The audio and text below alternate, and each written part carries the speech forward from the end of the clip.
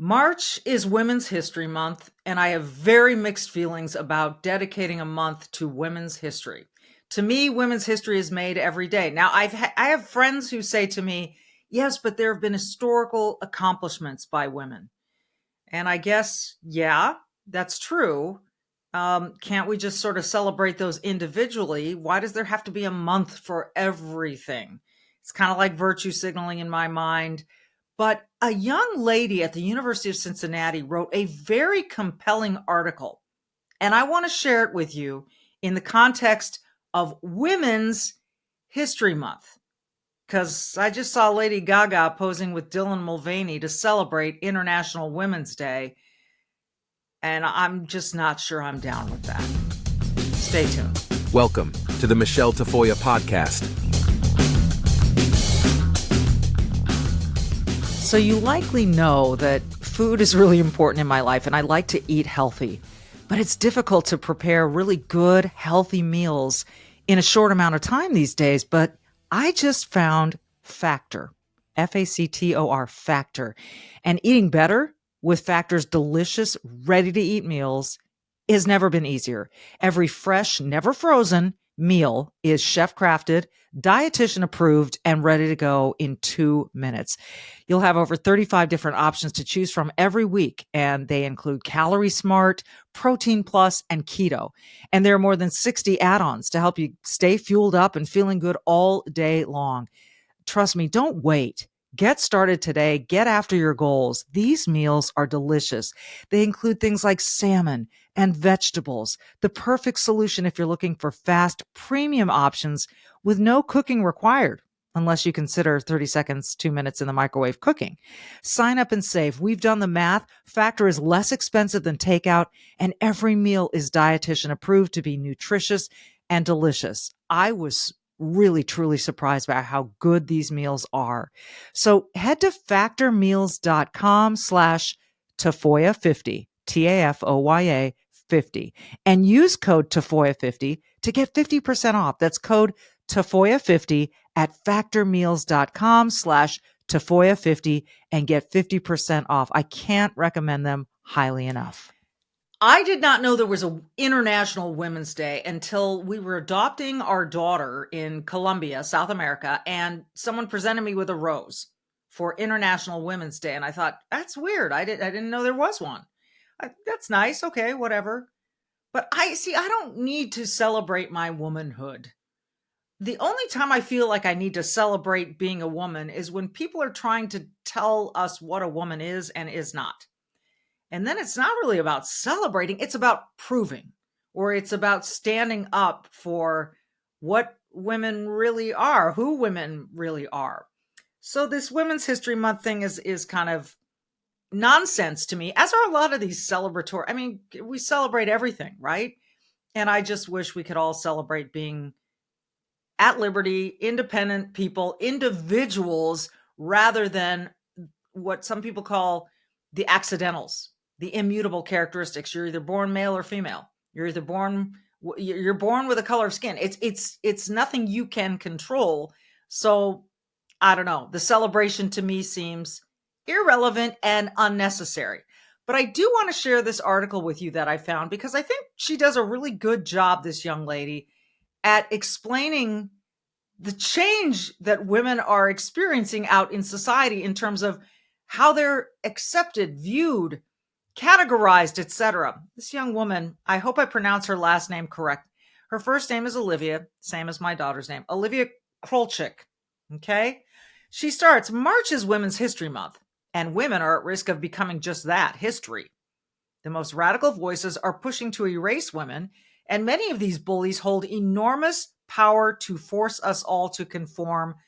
I know this firsthand, she says. She's a University of Cincinnati student, and she says, my gender studies class professor gave me a failing grade on a project proposal for using the term biological women.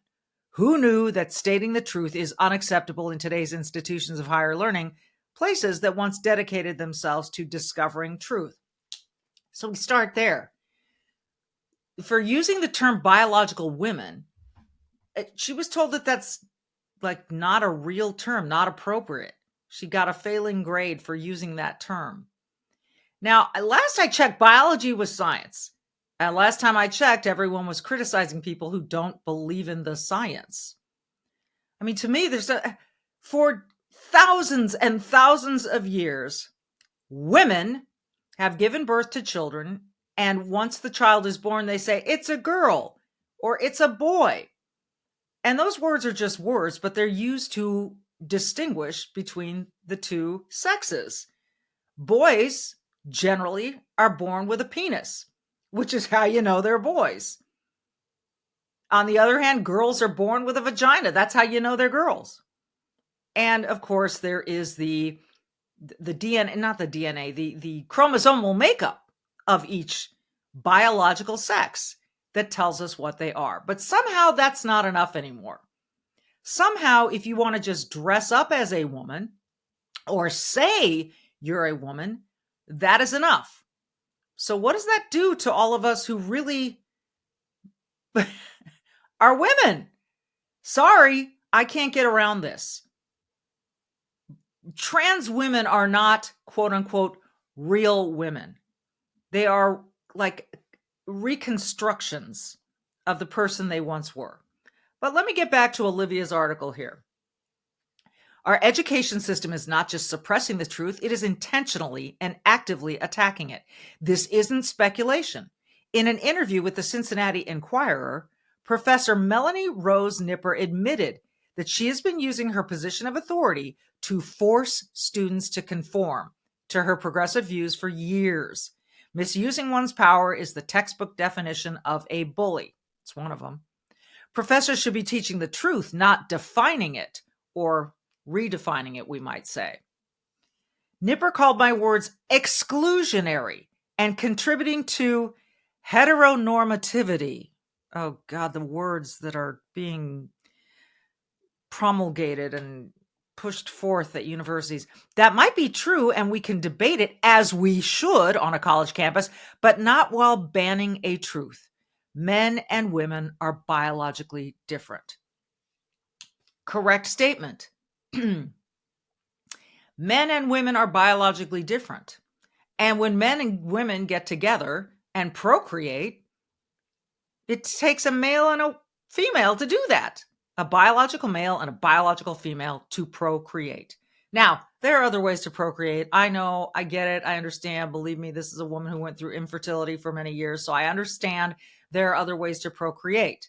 But ultimately, it takes a woman's egg and a man's sperm to procreate. That is science. That is part of IVF, in vitro fertilization, that everyone's got their hair on fire about because of the case in Alabama, but I digress. By the way, Alabama just codified that IVF is protected from that Supreme Court ruling in Alabama. So just so you know. All right. This Olivia goes on. This assault on truth is bigger and stronger than individual professors using their classrooms as bully pulpits. Young people are hostage to the college degree system that makes or breaks the course of our lives, earnings potential, opportunities, and types of jobs. Now, she loses me a little bit there.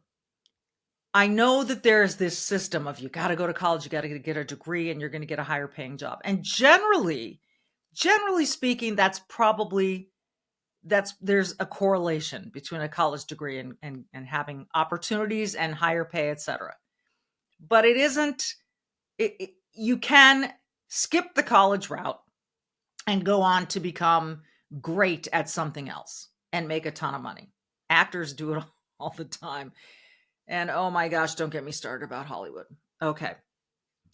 We're captive to it and forced to participate. No, you are not forced to participate and pay for these degrees, which is why the progressive left installed diversity, equity, and inclusion, DEI courses as graduation requirements. That is how a chemistry major like me ended up in a gender studies class. That's what I wanted to ask her. Why was she in a gender studies class to begin with? Well, she just explained it. She's a chem major. It is ridiculous that a college or university can say, no matter what your major is, you must take a DEI course. I am so against this notion of DEI because it is not the innocent thing it tries to portray itself as. It is not. It is forcing on us this idea of oppressor versus oppressed, this women's studies stuff, gender studies that says you're exclusionary if you call someone a biological woman. It's trying to change the language. It's cultural Marxism, if we want to be frank about it. And I'd be frank. But she goes on. DEI is the vehicle by which bullies are trying to make women history and make our existence no more than a feeling.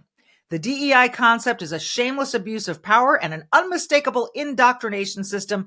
The fact that I applied scientific concepts and was punished for it is clear evidence. And yet the DEI virus has infected schools across the country. The University of Michigan, Villanova University, Drake University, Brandeis University, University of Massachusetts, the State University of New York, SUNY system, and the University of California are just a short list. And the power of government is even being used to drive the effort to suppress truth.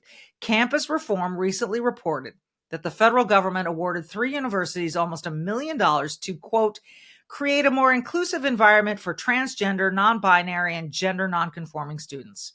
According to the project, quote, biology courses often inaccurately categorize sex and gender as binary.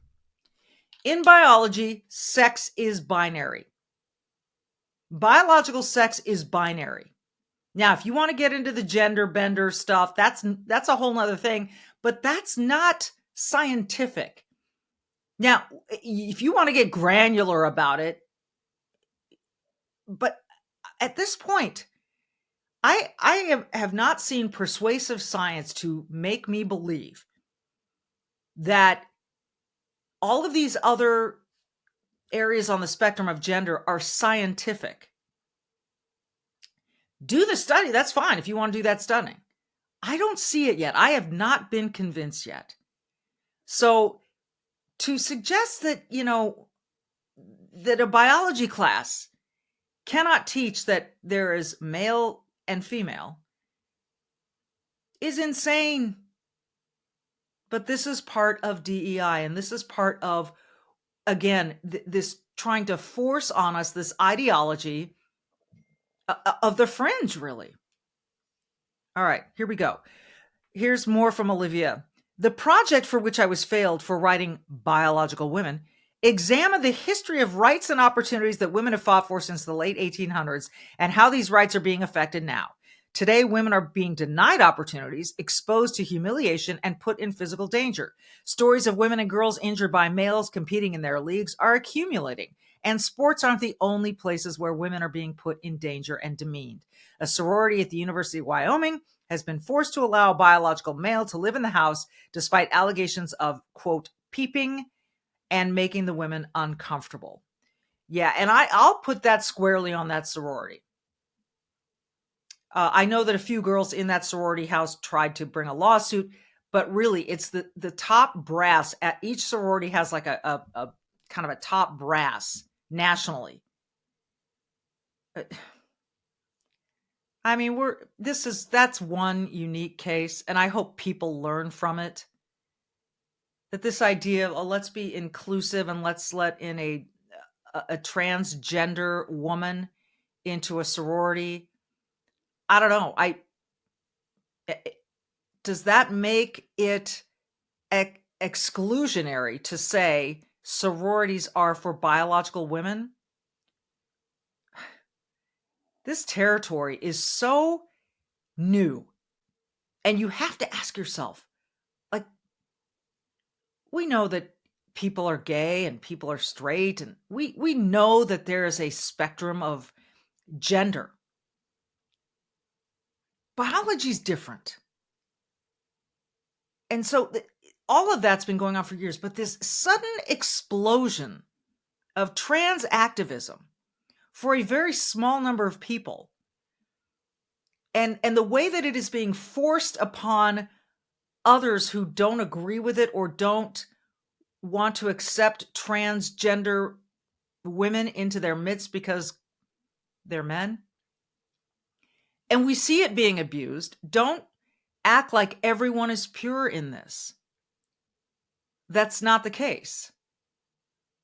It's not the case. We see biological men saying there are trans women, being put in prison with women and impregnating the women. So I'm just not sure we can throw this blanket statement on that trans women are real women and that any man who suggests he's a woman, it's suddenly a woman. I'd like to ask these trans women how they deal with their menstrual cycles, because they don't have them.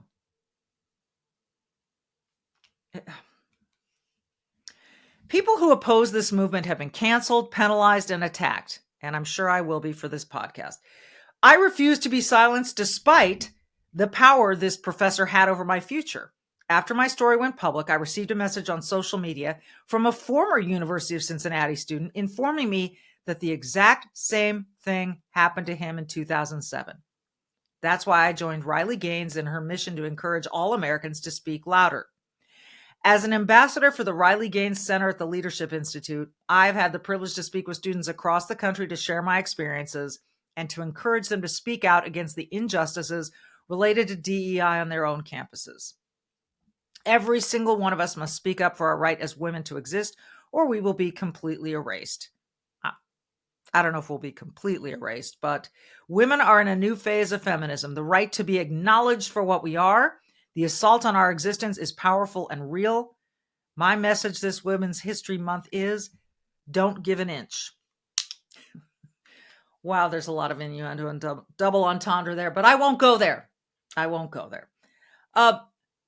This is not the only reason I'm just not a big fan of Women's History Month. I'm just not a big fan of identity politics. I'm not a big fan of saying that women should just be looked at as women and nothing else. That Black History Month people are Black and nothing else. That somehow makes, now certainly it contributes to your experience in the world. There is no question about that. But that's not all that women are. And I think it drives a wedge in society between men and women. And certainly now we have all these other categories that are jumping into the fray to say that they too are women. So let's get back to Lady Gaga. I mentioned this earlier. For International Women's Day, Lady Gaga posed on X, it may have been in other places too, with Dylan Mulvaney in this very affectionate, sort of embracing photography session. And said basically, whatever you want to do, you can do. If Dylan Mulvaney wants to present as a woman, that is fine. I really don't care. It doesn't impact my life at all. That's up to Dylan Mulvaney. But to suggest that makes Dylan Mulvaney a woman, that's where I kind of go, I disagree. Looking like a woman does not make you a woman. And I don't know why we're so afraid to say that as a society. Now, people will say that to me in private all the time. But we have become scared in this DEI infiltrated world to stand up for those positions and those opinions and say a woman is a biological woman.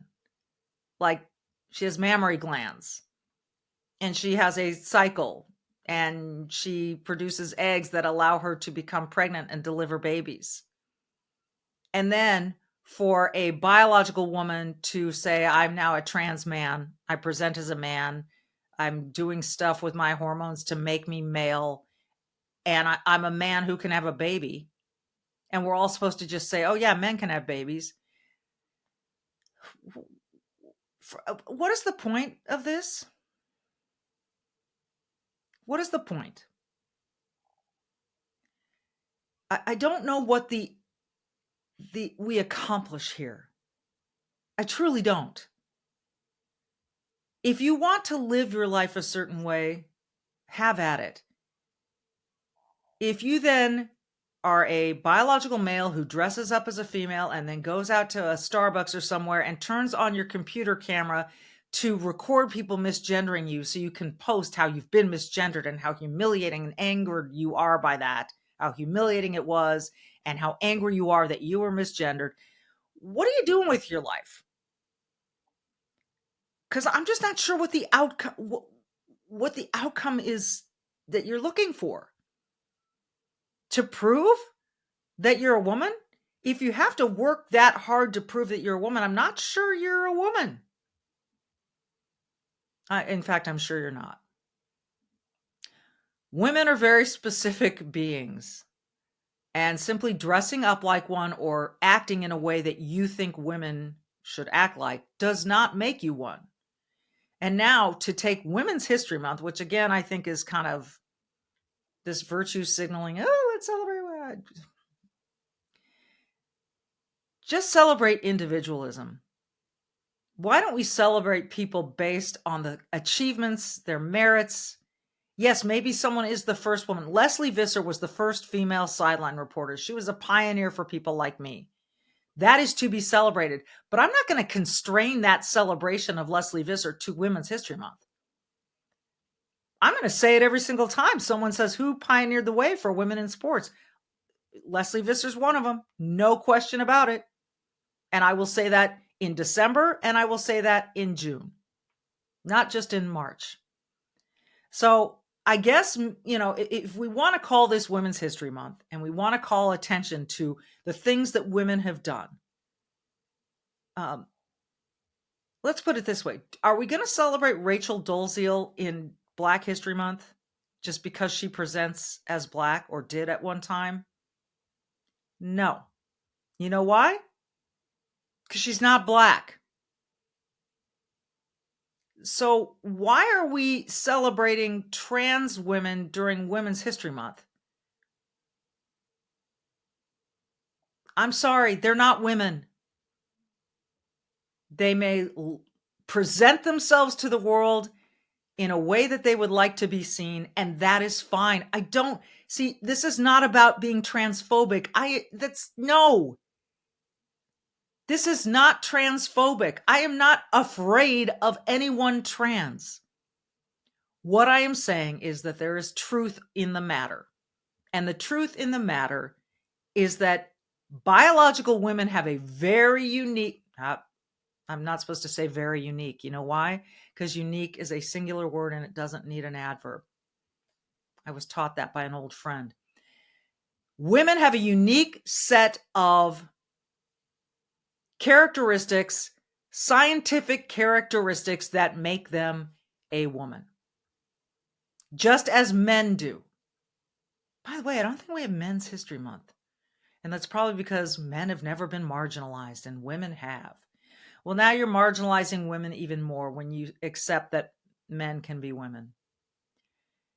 I hate that this topic is fraught with name calling, politics, and it's just not coming down to real truth. It's not coming down to facts. It's coming down to feelings. So, this Women's History Month, I would like to say, I don't need to be celebrated. I don't need a rose on International Women's Day. It's nice. You know what I love? I do love Mother's Day. Because that's a day when my kids can say to me, thanks for being my mom. And my husband can say, thanks for being the mother of my children. Because you know what? I am. But all of these other accidentals, the immutables that we are born with, if you want to celebrate them, knock yourself out. I'm not going to try to stop you. I don't have any hatred toward that. But can we be honest about what a woman is and what a woman isn't? I hope not too long from now, maybe 10 years, maybe 15, maybe 20, we look back on this day of, oh, what are your pronouns? And, oh, I identify as this.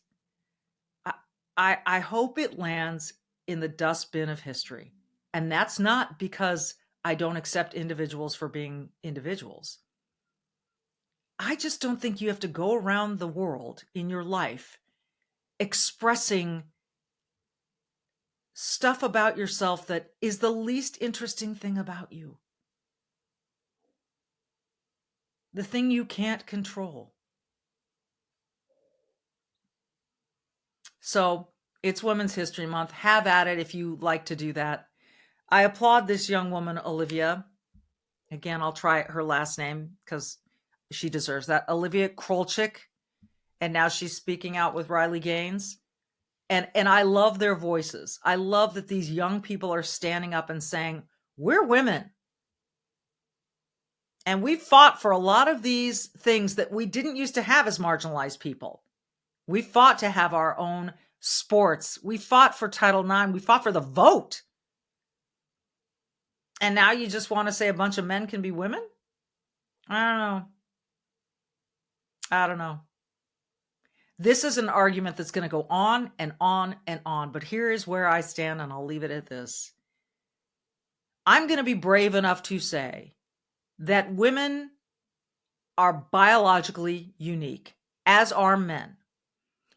And I'm going to go out and say that if you would like to identify as a woman, that is up to you. And I have no hatred in my heart toward you. I have love for you. That is fine. But that does not make you female biologically. That does not make you a woman. Because you know what? Your experience is not what a biological woman goes through. It is not. And if you want to inject yourself or have surgery or whatever gender affirming care you want to have, that's up to you, as Caitlyn Jenner has. That's your call. Go do it. But even Caitlyn Jenner would say, that makes you trans. That does not make you a biological woman, or conversely, a biological man when you transition. It allows you to live your life the way you'd like, but I don't think it allows you to step on the rights that women have fought for. And that's what this young lady is saying, and that's where DEI is so flippin' dangerous and grotesque.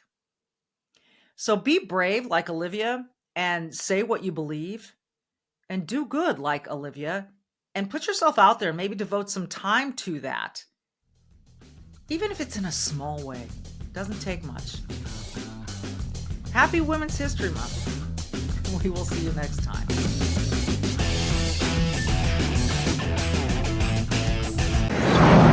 Fine. How are we going to know where we're going, okay?